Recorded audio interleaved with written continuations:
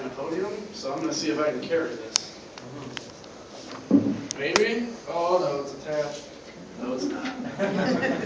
You got to think outside the box in this job.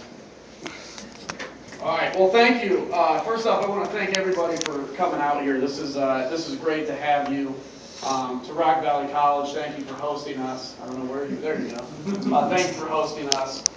One of the things, so back in 2009 when I made the decision to run for Congress for the very first time, one of the real problems I had is I felt like Washington has grown way out of touch with people. And it doesn't listen, doesn't hear what folks have to say. And so I made it very clear that, look, sometimes town hall meetings are tough to do. People get upset, they get angry. But it's important as members of the community that you have an opportunity to talk with your congressman. More important than that, it's important that your congressman listens to what's on your mind. And I want to say, on the top of the bat, look, if you guys look around this room, we have a good turnout. There are going to be people on all ends of the ideological spectrum here in this room. Okay? There are going to be very left-wing liberals, and there's going to be very far-right conservatives, and there's going to be everybody in between. But the great thing about our country, and one of the requests I would have in doing this town hall meeting, is that we can talk, we can disagree, we can have a discussion, but please let's treat each other with respect. I think that's something that has been missing in this country over the last number of years. I believe people are yelling at each other too much, there's too much screaming, there's too much division. And we can have good differences of opinion. We can hash them out in the political circle. That's what Washington, D.C. was made for. That's what the floor of the House of Representatives was made for. But we can do it in a respectful way. So I would just ask we all treat each other with respect in this room, and I think we're going to have a great conversation. And I will warn you on the top of on the very front of this is you're probably not going to agree with everything I say either. So, but that's what again, as a representative, my job is to represent, and to represent, you can't do it without listening to people. And so I travel around the 14 counties of the district. By the way, if you were to drive to the southern part of this district, is this even working? Yeah. Is it? It's hard to tell. Okay. If you would drive to the southern part of the district, it would take you just over 4 hours to get to the southern part. So we go from all the way up here, all the way to the state line, down to just north of Champaign.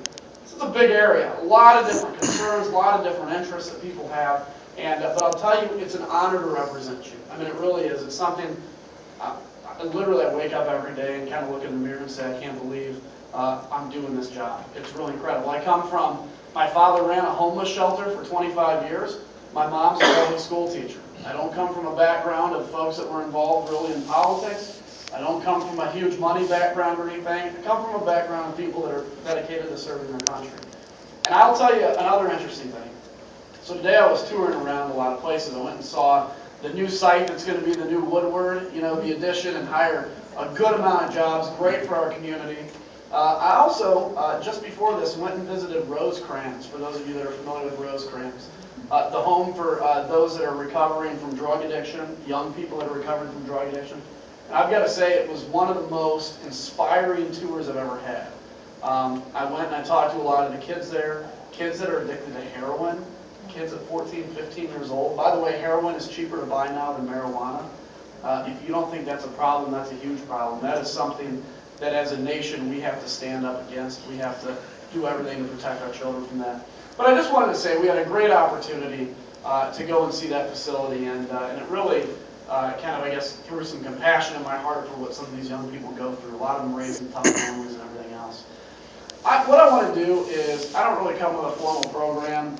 I want to just kind of hit a few issues, talk about what's going on in Washington, give you my perspective on it, take some of you off, make some of you happy, that's how it goes. And then I just want to open up the floor. And at that point, open up the floor for any questions you might have, any thoughts you might have. The only thing I'll say on the top end is try not to make your statement or question entirely too long, because at 8 o'clock we're out of here. So the longer that we take to ask the question and stuff, the less people have an opportunity. So just on the top line here, there's a lot of big issues we're facing as a nation. One of the first issues, as we understand, is we're a country that's $17 trillion in debt.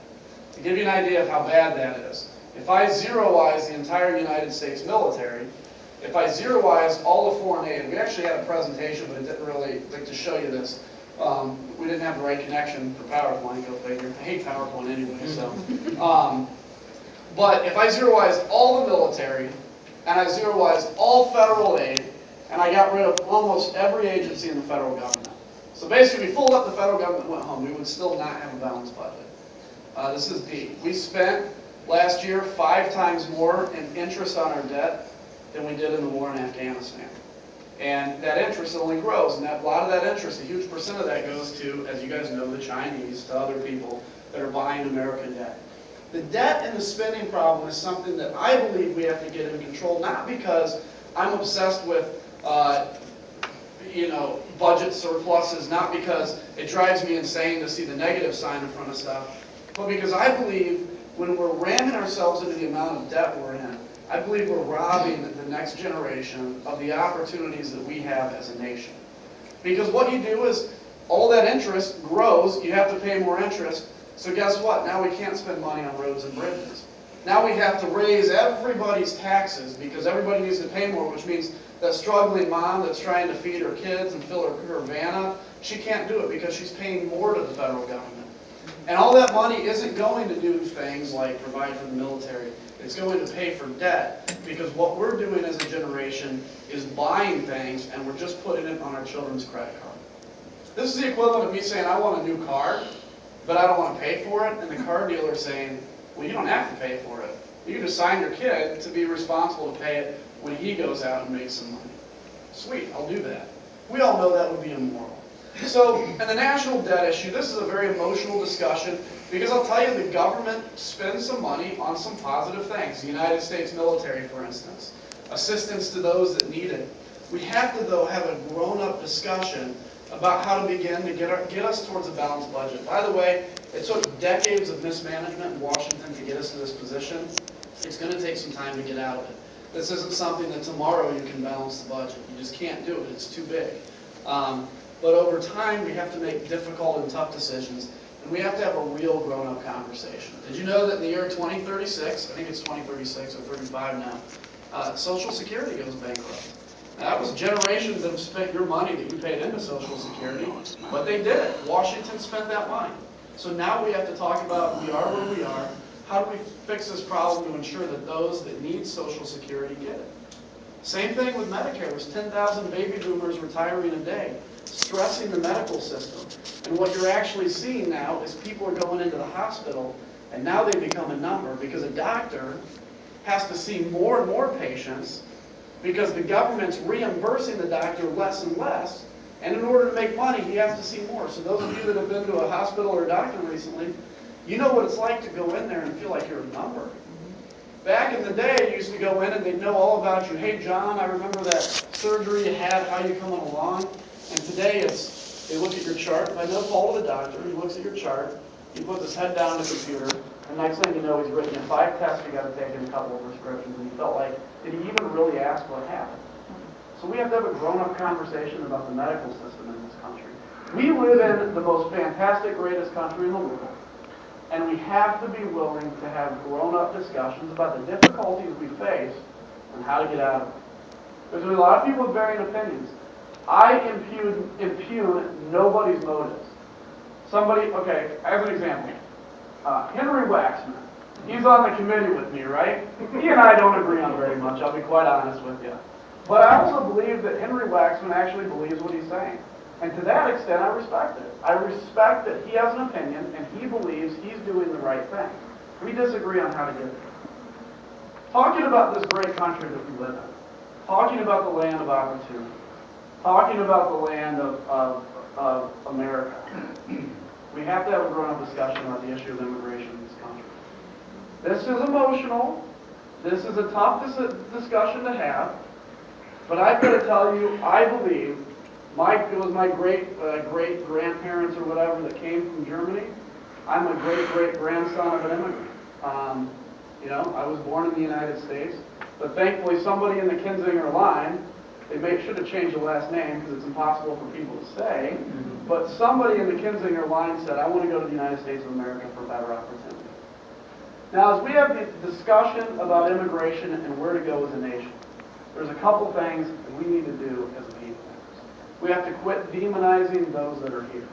We have to quit demonizing anybody that wants to come to the United States. Look, this is difficult for me to say because sometimes people will get upset and all this. But we have to quit demonizing people.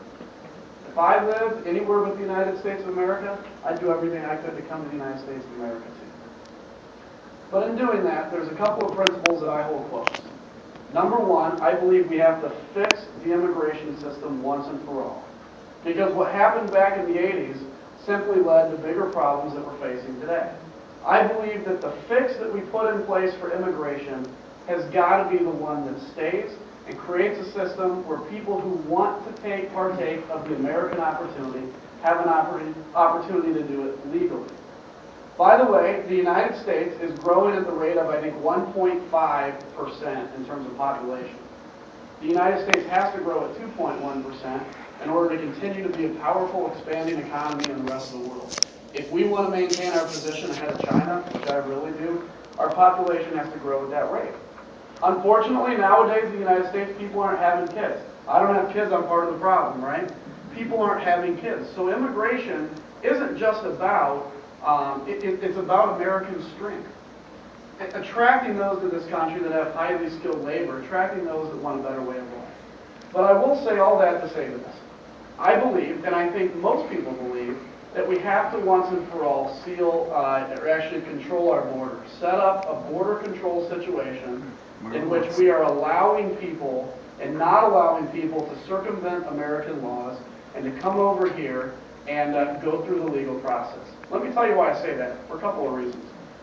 About 2 months ago, as part of my duty in the Air National Guard, I went down to Texas, and I was doing border patrol with the American Border Patrol. So I fly an airplane that does reconnaissance.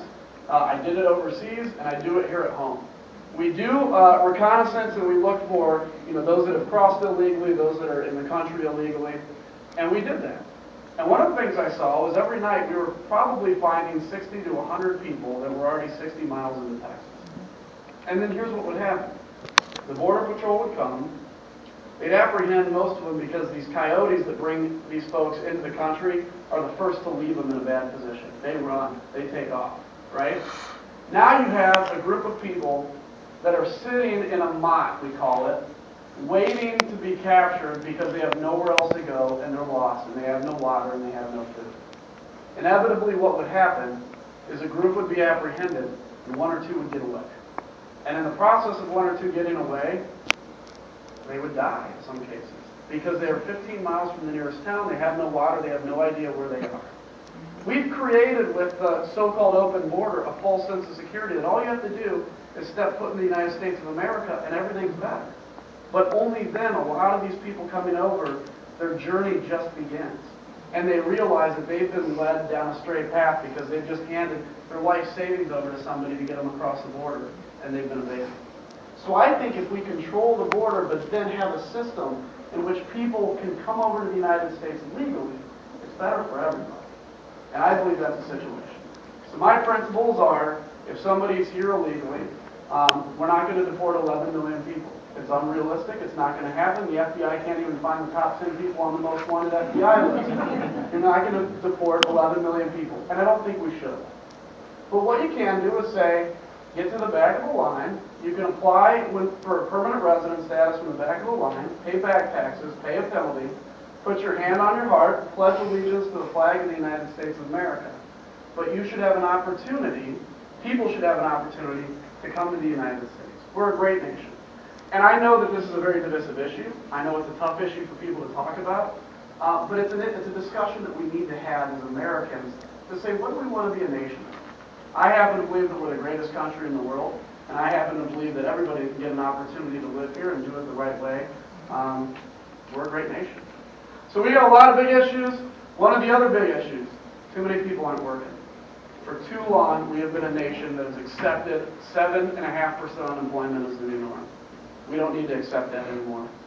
We have got to have the federal government quit being so big, bloated, and bureaucratic. We have to allow you, the American people, to live your life how you want to live your life.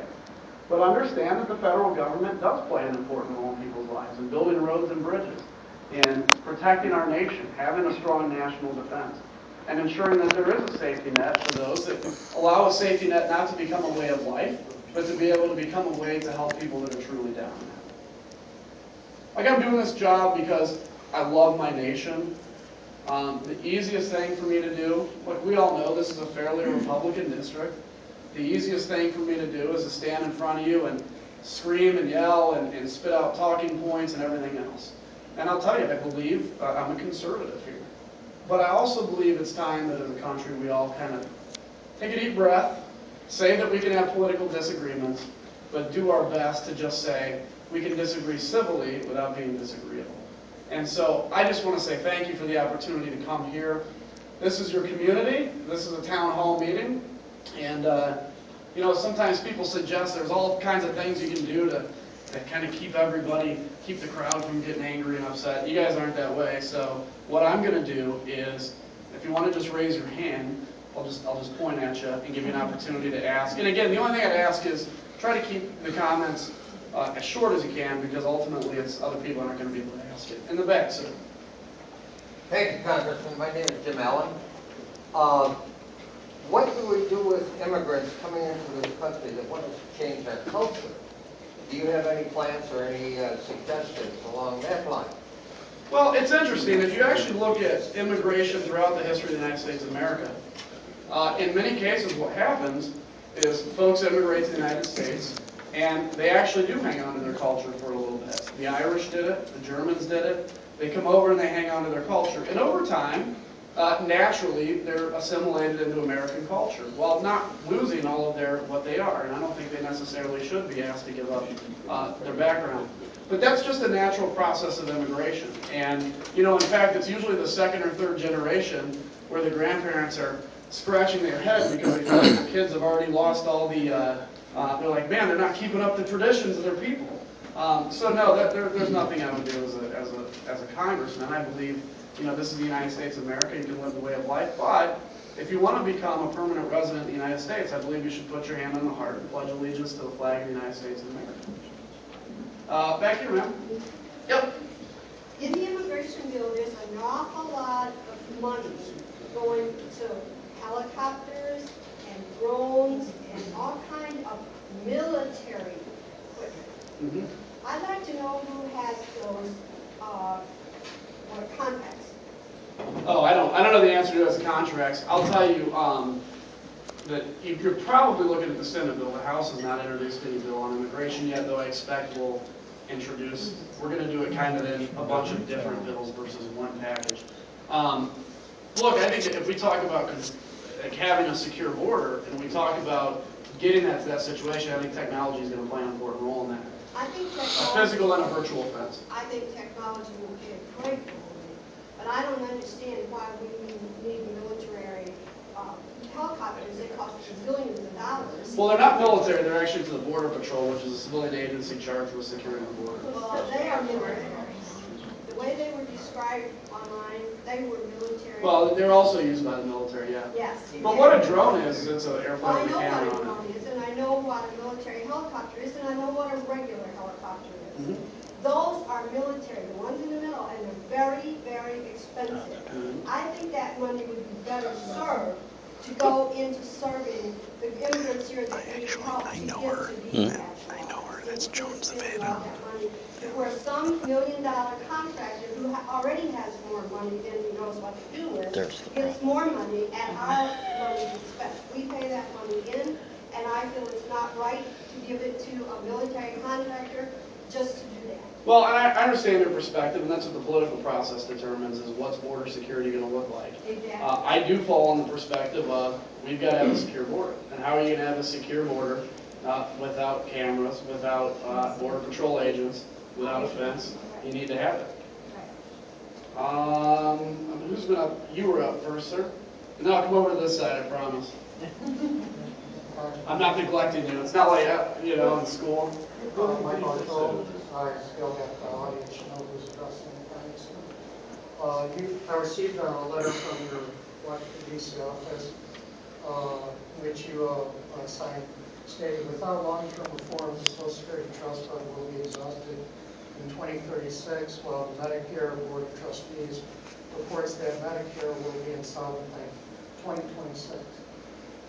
My concern in regards to the Social Security Trust Fund being exhausted is with what the President, with the approval of both parties, did for 2 years in a row, reducing the Social Security flat tax, payroll tax by 2 percentage points, which reduces revenue to go into the Social Security Trust Fund. So it's going to deplete it a lot sooner. And then also the... Let me address that first, and then you go to your next one. Yes, that was the payroll tax cut. President Obama initiated that. That has since been put back to the original percentage of 6.2% versus the 4.2% cut. And the cut that was actually made on the Social Security tax was replaced with funds from the general fund. So it actually didn't deplete Social Security, but it did add to debt because the general fund then had to make whole the Social Security Trust Fund with the 6.2%. Go on with your second part. In regards to the Medicare issue, which is clearly tied to what affects all of us, the Inflation Protection and Affordable Care Act,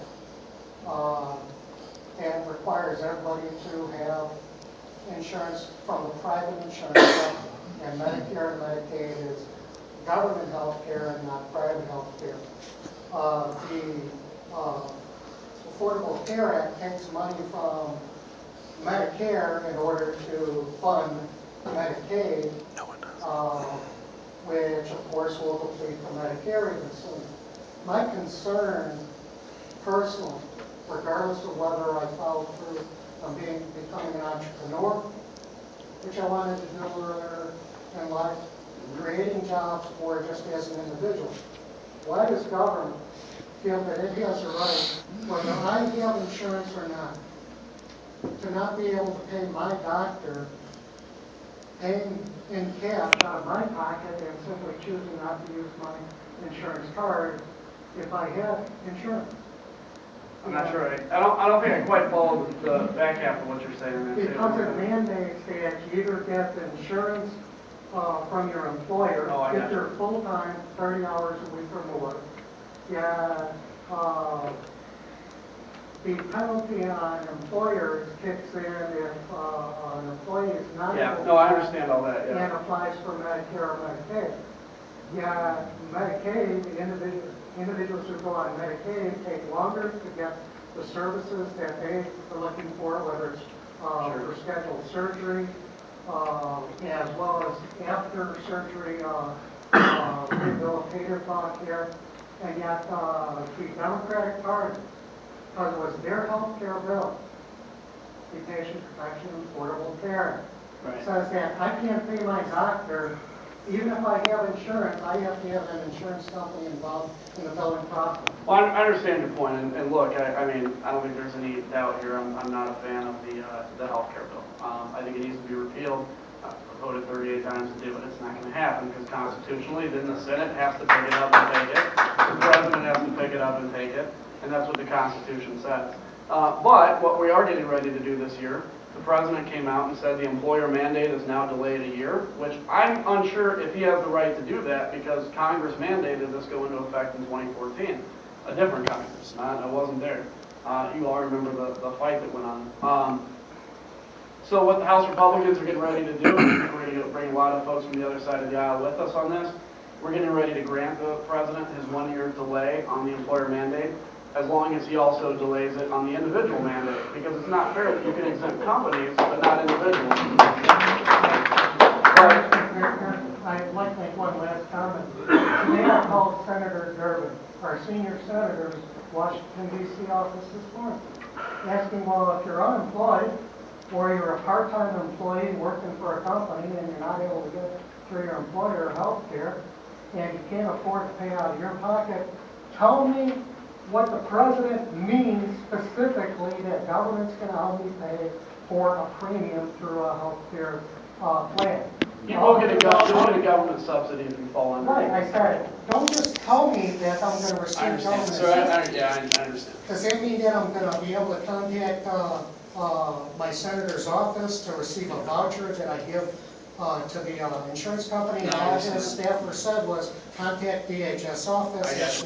I think everybody here understands your point, your position, and I do too. And I think, look, the reality is the reason you're seeing this delay is because there's a lot of information that hasn't been determined. You had a 1,500-page bill that was passed. You know, you have to pass to find out what's in it, and it's turned into 15,000 pages of regulation, and nobody knows what's going to happen here.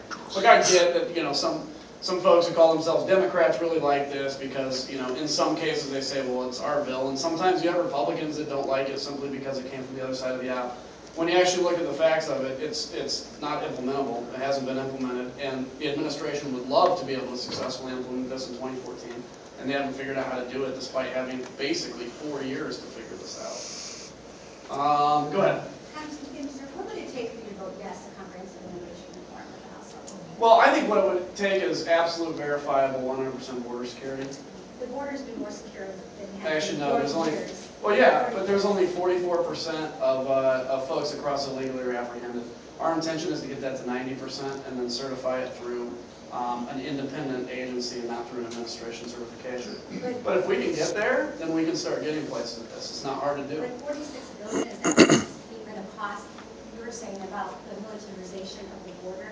$46 billion in reporting to the border? Yeah, well, no, because there's no House bill on it yet with costs associated. This is the Senate bill you might be talking about. But what I'll say is that's paid for with the penalties that those that came illegally would have to pay in order to stay legally in the country. You think that Which I think people would, I think 90% of Americans would find that fair. No, I don't think so. I would think they would want that money being spent in other areas, social security, education. I would see that money going into But other Mexico areas. has a strict All right. We're not just talking, that's the southern border. We're not talking about the northern border. There's a lot. Hey guys, please don't yell anything out, I was okay? respectful of everyone Yeah, else. exactly. There are a lot of, and it's just not, that's just the southern border. There are a lot of immigrants that come in and overstay visas. That's Yeah, not. in fact, 40% of them. Exactly, 40% that overstay. And that's something we're addressing as well. Exactly, so when, you know, not all immigrants, not all undocumented people are Latinos. There's 1.2 million undocumented Asians, and there are other countries that immigrants come from. So, you know, if that's the southern border that's being addressed, not. Well, and I think and that's where, look, because the border is the most controversial issue, that's what I'm talking about. But one of the areas that we want to talk about in terms of that security is visa overstays, ensuring. Right now, what you have is somebody comes here legally on a visa, and they I don't think I'm gonna have enough film that's something we also to have do to this whole address. entire thing. That sucks.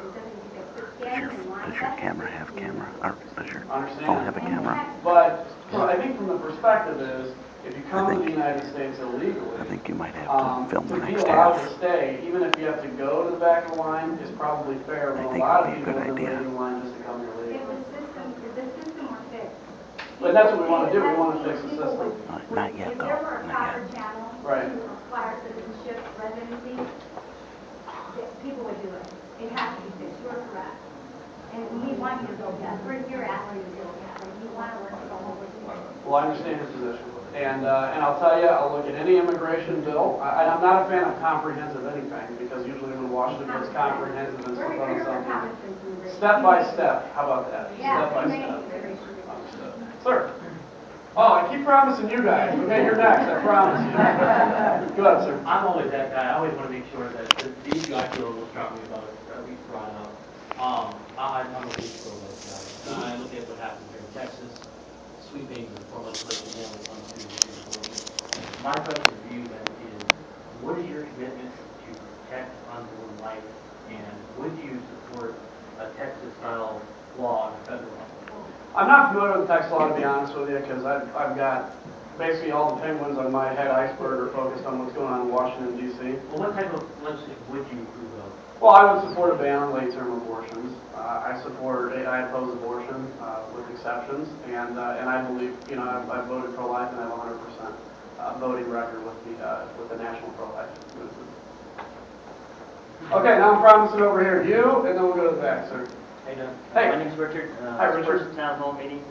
I'm kind of surprised, but nervous. My biggest Don't be nervous. concern, We're all nice. honestly, is you said you were in the foreign affairs, and we're sending tanks and F-16 and billions of dollars to a coup in Egypt, and that's our country is suffering